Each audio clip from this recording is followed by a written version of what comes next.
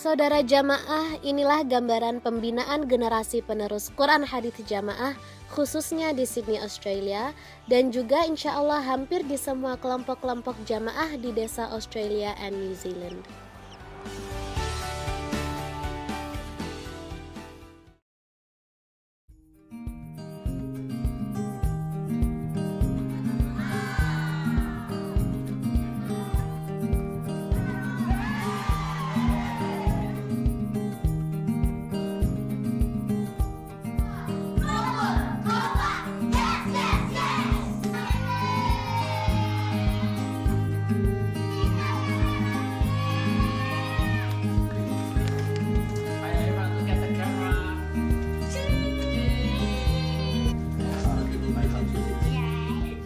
Alhamdulillah, sejak jamaah berdiri di Australia, pembinaan generasi penerus menjadi prioritas utama.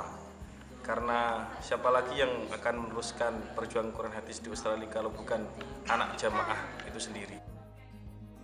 Pembinaan generasi penerus di Australia dibagi menjadi 3 bagian. Yang pertama adalah pembinaan harian sepanjang tahun. Yang kedua, tahfidz Quran. Yang ketiga, asrama generus setiap liburan sekolah.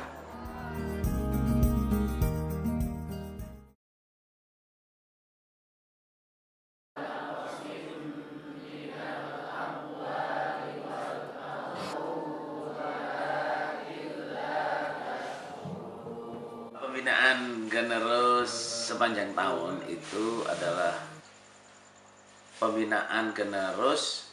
Acaranya disamakan dengan acara pengajian sambung. Artinya kita tidak menggunakan waktu tersendiri untuk generus. Jadi pembinaan generus bersamaan dengan acara sambung. Keuntungannya kita mengenalkan kepada generus sejak dini pentingnya acara sambung. Yang kedua itu memberdayakan semua mubalighat.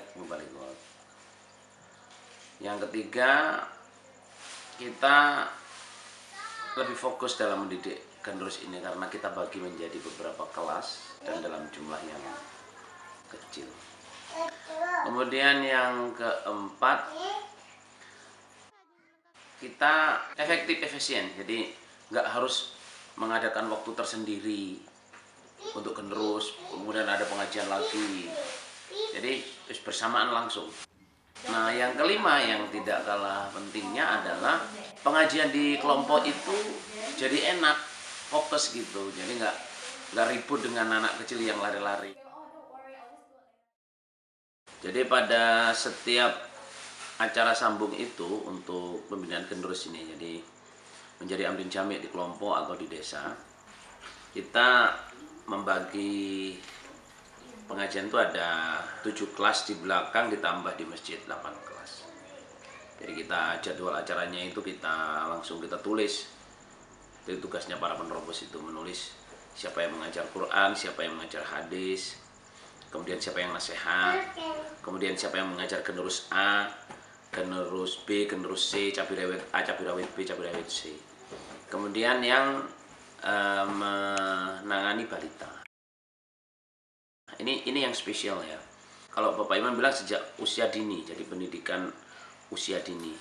Jadi ibu-ibu yang bawa anak di bawah 5 tahun yang kemungkinan di masjid bikin rame dan ibunya nggak bisa kontrol, kita bikinkan kelas tersendiri namanya kelas balita. Ini tugasnya para ibu-ibu setiap pengajian itu 1 orang atau 2 orang yang sudah dijadwal. Kira-kira begitu, sehingga sejak dini mereka itu sudah tahu sambung kelompok 1, kelompok 2, sambung desa sejak sebelum 5 tahun, sehingga nanti naik cabirawit C, naik ke cabirawit B, naik cabirawit A, naik ke generus C, generus B, generus A. Itulah gambaran bagaimana kita mengadakan pembinaan generus pada setiap pengajian.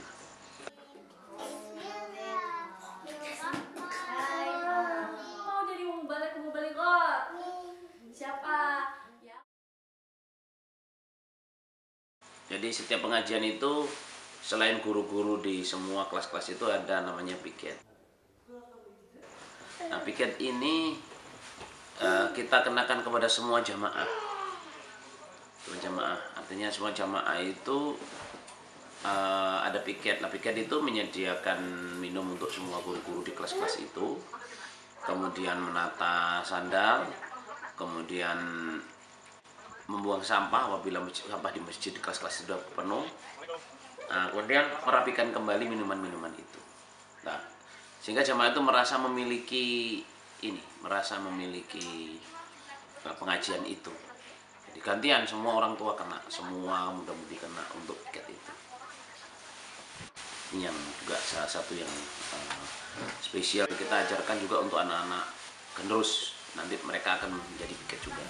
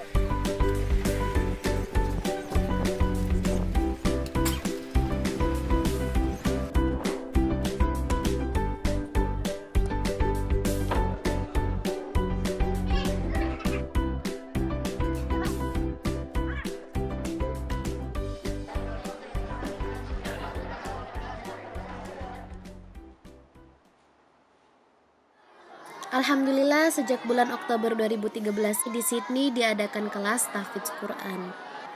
Nah, pesertanya semua generus A, B, dan C serta cabarawit A dan B, dan juga ditambah dengan kelas orang-orang Arab.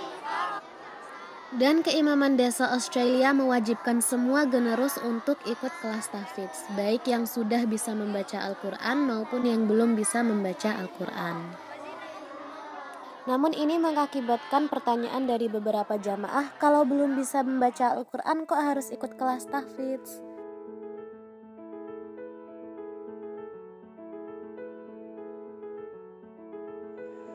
Saya menyampaikan bahwa kita tidak perlu takut mengajari mereka menghafalkan Al-Quran, karena para sahabat dulu juga menghafalkan Al-Quran tanpa membaca. Banyak yang tidak bisa membaca. Bahkan mungkin tidak ada sahabat yang membuka mushaf untuk membaca Al-Quran. Jadi tidak ada mushaf, hanya menghafalkan apa yang disampaikan oleh Rasulullah SAW.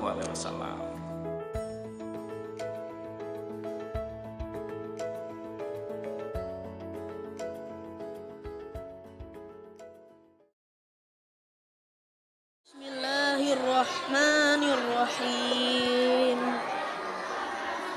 Nun wal qalami wa ma yasturun. Bismillahirrahmanirrahim. Sabbaha lillahi ma fis samawati wa ma fil ardh wa huwal azizul hakim. Huwalladzi akhrajal كفروا من أهل الكتاب من ديارهم لأول الحشر ما ظننتم أن يخرجوا وظنوا أنهم مانعتهم حصونهم من الله فأتاهم الله من حيث لم يحتسبوا وقذف في قلوبهم الرعب يخربون بيوتهم بأيديهم وأيدي المؤمنين فاعتبروا يا أولي الأبصار ولولا أن كتب الله عليهم الجلاء لعذبهم في الدنيا ولهم في الآخرة عذاب النار. بسم الله الرحمن الرحيم. قل أوحي إلي أنه استمع نفر من الجن فقالوا إنا سمعنا قرآنا عجبا يهدي إلى الرشد فآمنا به ولن نشرك بربنا أحدا وأنه تعالى جد ربنا ما اتخذ صاحبة ولا ولدا وأنه كان يقول سفيهنا على الله شططا وأنا ظننا أن لن تقول الإنس والجن على الله كذبا وأنه كان رجال من الإنس يعوذون برجال من الجن فزادوهم رهقا.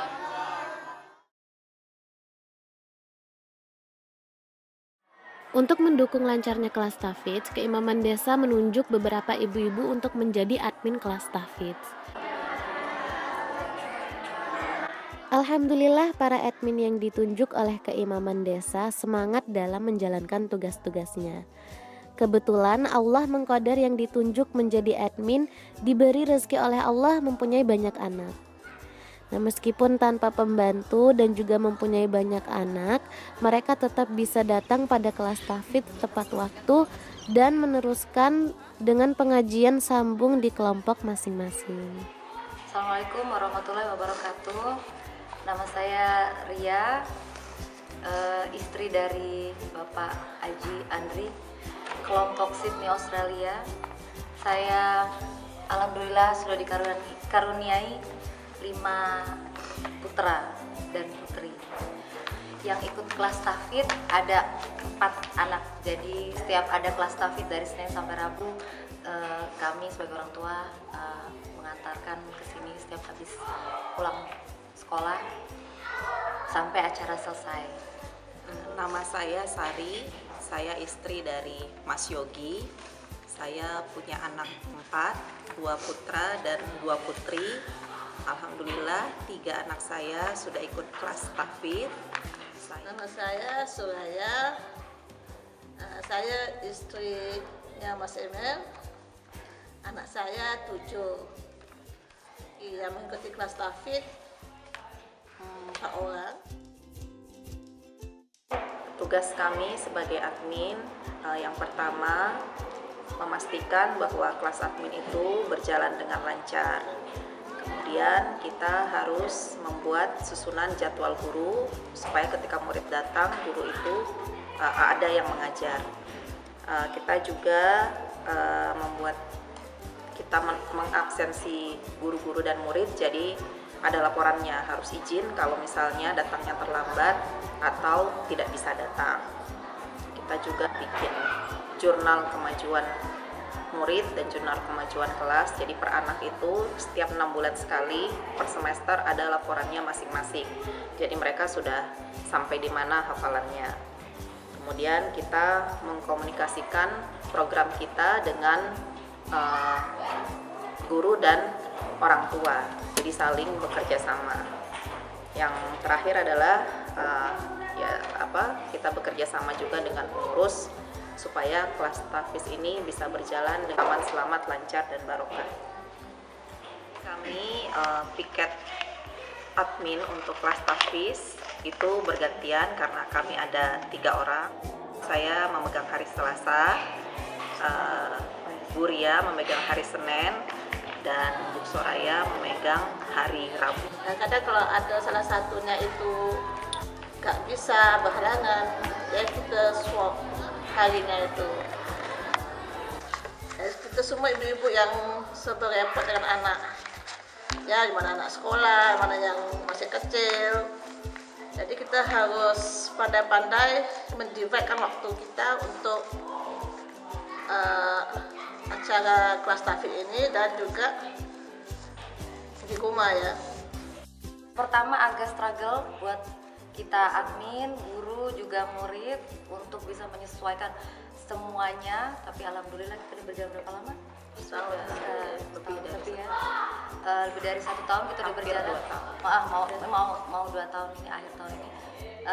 Lebih baik ya, malahan lebih baik, alhamdulillah lebih baik. Murid bertambah, terus anak-anak juga udah settle semua mengikuti kelas masing-masing dengan baik. Tidak menemukan masalah yang terlalu berat, alhamdulillah. Mudah-mudahan kedepannya terus bisa semakin lancar dan semakin barokah. Amin. Dan yang mengikuti kelas tahfiz ini bukan hanya jamaah ya, alhamdulillah ada juga orang Australia, beberapa orang yang sudah ikut kelas kami. Jadi perkembangannya alhamdulillah lancar barokah. Jadi anak-anak mubalik-mubalegot yang terutama besar di sini yang bahasa Inggrisnya itu lancar ditugaskan untuk mengajar anak-anak yang warga negara Australia.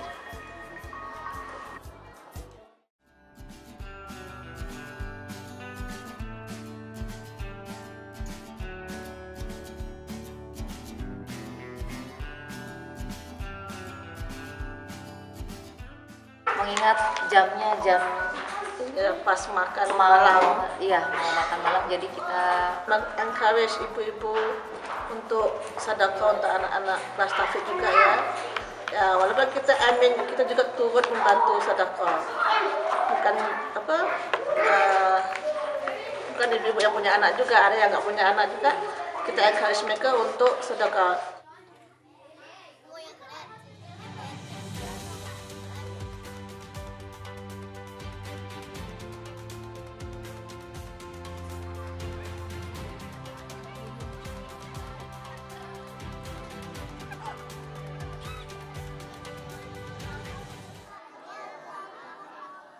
Semua generus harus mengaji hampir 4 jam sehari, yaitu kelas tahfidz 2 jam dari jam 5 sampai jam 7, ditambah sambung kelompok 2 jam dari jam 7 sampai jam 9.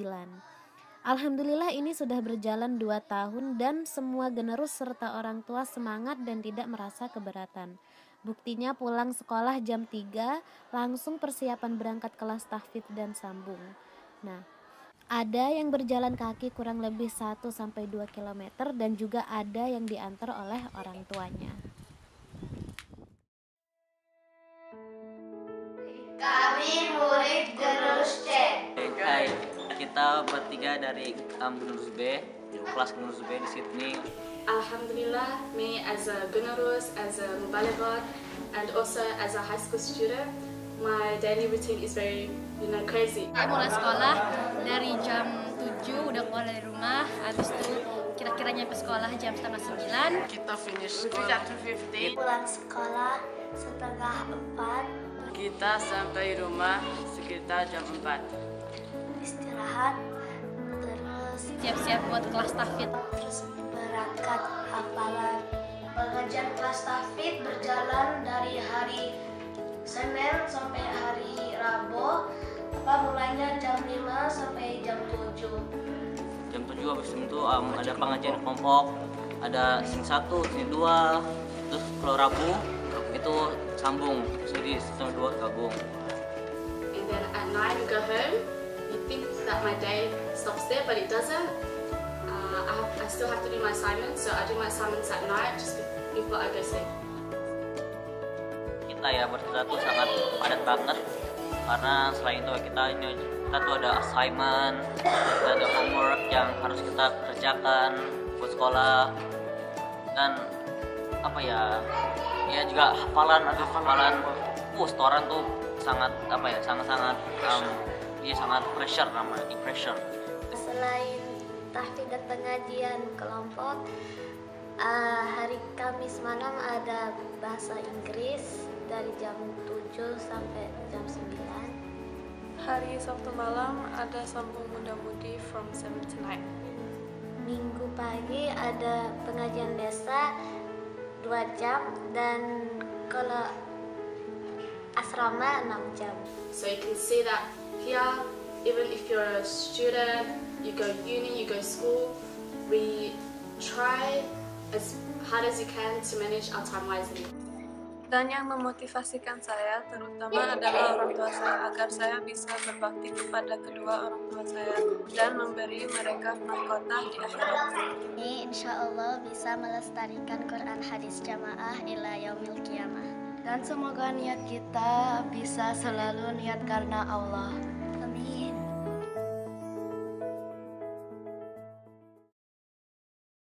Acara Asrama Generus ini adalah pengajian intensif untuk semua generus dengan cara tinggal di masjid atau SB selama 10 hari.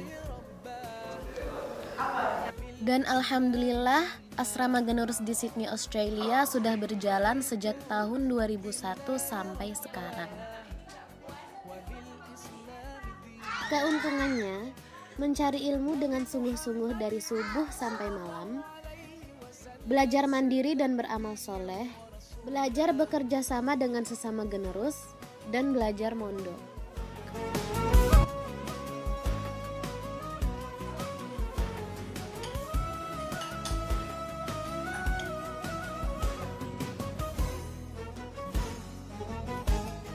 Setiap liburan sekolah, yaitu 4 kali dalam setahun, yang liburannya itu lamanya 2 minggu, diadakan asrama generus selama 10 hari. Ya. Liburannya 2 minggu, asramanya 10 hari. Biasanya liburannya itu bulan April, Juli, September, Desember.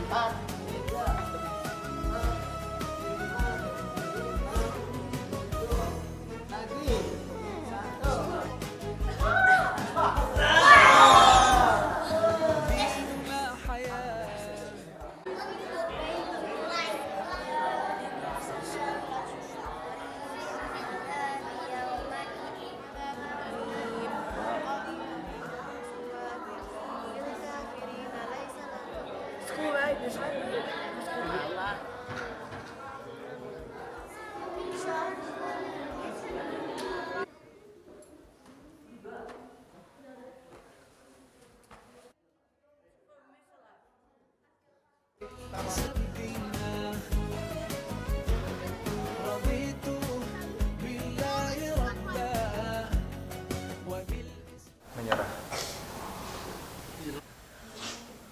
Badalahu, yang mengganti dia pada wasiat.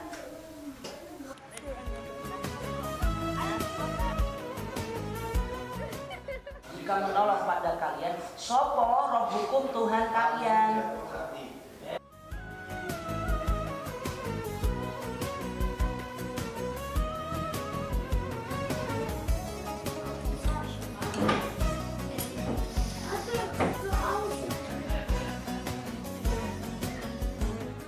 Wa asma'ihi, dan nama-namanya Allah. Syukur atau caranya syukur, there is 2 ways you have to do it. First itu tadi apa? Ingat-ingat baik. So if one day you get mad with your parent, okay?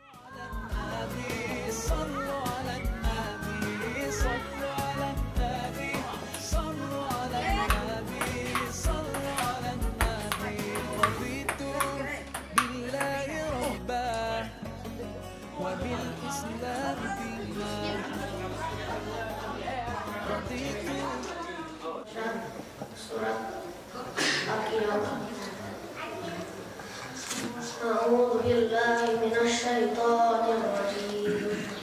Bismillah.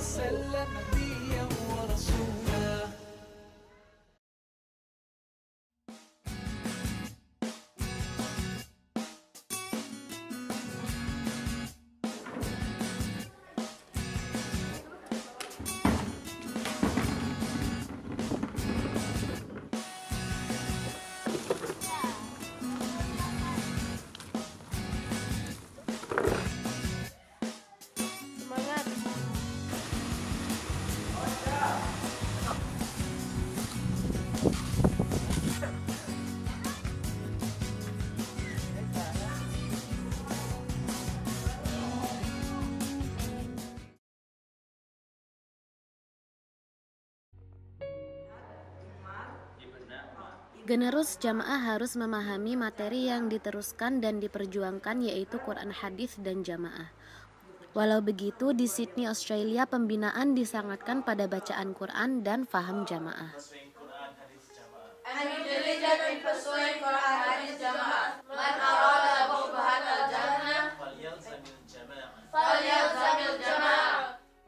Untuk bacaan Al-Quran, alhamdulillah berkembang menjadi adanya kelas tahfidz Quran. Dengan adanya kelas tahfidz Quran ini menjawab salah satu masalah yang selama ini ada dalam jamaah pada umumnya, yaitu sulitnya melancarkan dan mentartilkan bacaan Quran bagi para generus jamaah. Namun setelah adanya kelas tahfidz ini, alhamdulillah masalah itu teratasi dengan sendirinya. Yubassarunahum yawaddul mujrimu law yaftadi min adzabi yaumi idzim bibani. Yubassarunahum yawaddul mujrimu law yaftadi min adzabi yaumi idzim bibani. Untuk faham jamaah ini, cara pembinaan adalah dengan adanya apel setelah salat asar pada setiap asrama generus. Materi apel adalah nasihat pemantapan jamaah dan pemaparan struktur keimaman dan tugas-tugasnya, serta siapa saja yang didapuk dalam 4 serangkai. Siapa KU Desa 2? Nama panggilannya siapa? Di samping itu juga, setiap generus sejak usia dini sudah dilatih untuk nasihat di depan pengajian kelompok dan pengajian desa.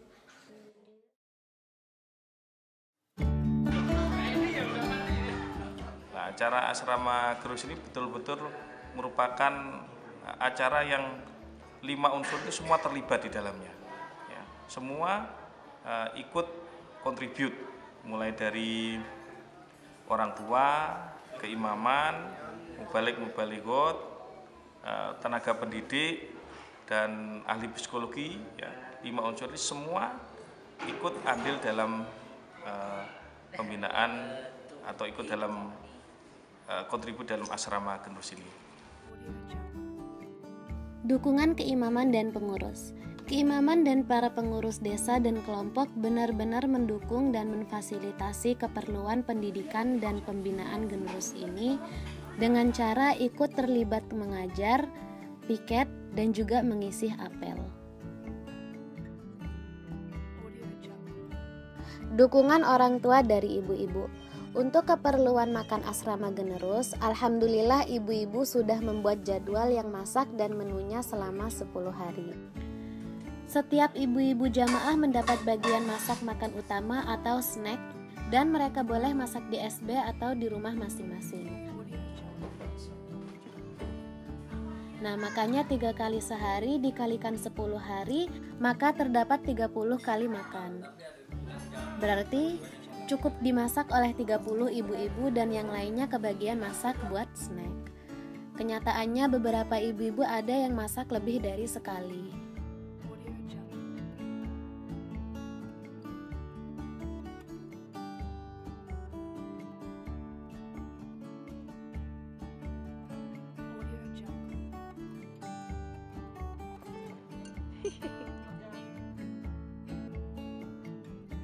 Dukungan orang tua dari bapak-bapak. Meskipun hari kerja, alhamdulillah bapak-bapak menyisihkan waktunya untuk amal soleh piket asrama Generus.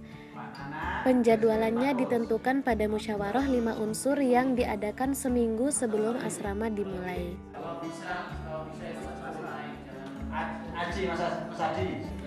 Piket asrama Generus oleh bapak-bapak ini adalah wujud dukungan orang tua terhadap pembinaan agama untuk anak-anaknya. Beberapa tugas piket bapak-bapak adalah datang saat sholat subuh sampai makan malam selesai, menyiapkan minum untuk para murid dan juga para guru di setiap kelas, menyiapkan makanan sarapan, makan siang dan makan malam, menjemput makanan dari rumah jamaah apabila diperlukan, mengajari Generus cuci piring, bersih-bersih meja dan lantai setelah makan, mengawasi Generus selama asrama agar asrama berjalan dengan lancar, dan lain-lainnya.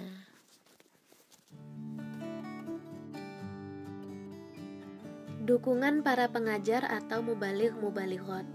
Alhamdulillah jumlah mubaligh dan mubalighot di Sydney kurang lebih 37 orang. Terdiri dari bapak-bapak rumah tangga yang kerja full time, ibu-ibu rumah tangga, dan bujangan yang sudah kerja atau sekolah.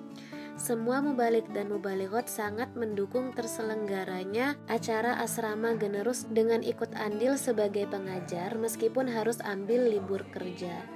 Karena hampir semua bekerja untuk mensupport hidupnya tanpa disupport sabilillah. Setiap sebelum acara asrama Generus, para pengajar selalu mengadakan musyawarah pembagian hari, jam, dan kelas mengajar, supaya setiap kelas ada gurunya dan sesuai dengan waktu kerja para mubaligh-mubalighot.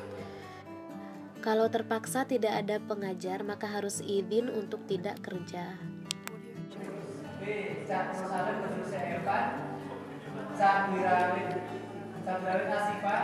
Saya di sini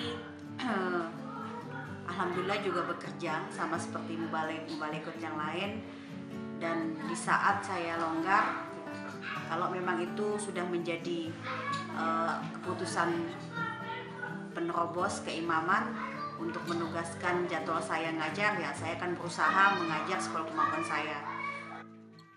Saya menyadari ya, selagi kecil saya menanamkan, memberikan ilmu kepada mereka, insya Allah ilmu itu akan diamalkan oleh mereka sampai mati. Itu saja pedoman saya, dan itu juga akan insya Allah menjadi amalan andalan buat saya ya. Jadi ya, saya juga melaksanakan dengan sebuah kemampuan saya. Mubalighat yang berstatus ibu rumah tangga. Dengan senang hati, para mubalighat yang berstatus ibu rumah tangga beramal soleh double dalam asrama Generus, bahkan ada yang triple amal solehnya. Ya masa untuk Generus, ya mengajar, dan juga momong anaknya.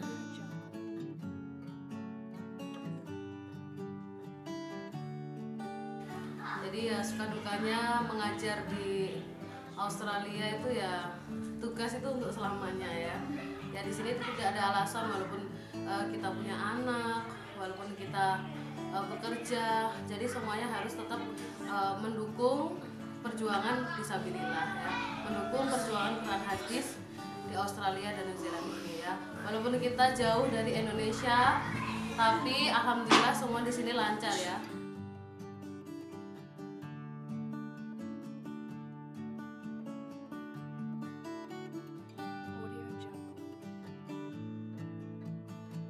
Aja sambil bawa anak ya. Yummy, yummy. Selalu kita ya dalam musyawarah sebelum acara asrama maupun setelah asrama itu ada evaluasi, membahas apa yang perlu ditingkatkan, ada kekurangan apa. Selalu alhamdulillah kegiatan ini sudah berjalan cukup lama ya, bisa berlangsung baik, dan semua unsur ya 5 unsur ini ikut terlibat, ikut aktif, dan bukan hanya tanggung jawab mubalighot saja, tapi semua merasa bahwa tugas membina generasi penerus adalah tugas bersama, tanggung jawab kita, terutama orang tua ya, imamnya, pengurusnya, orang tua, muballigh merasa bahwa ini adalah tanggung jawab mereka semua dan dikerjakan bersama-sama, ya, dikerjakan bersama, bukan hanya mungkin support finansial, tidak, tapi secara fisik, secara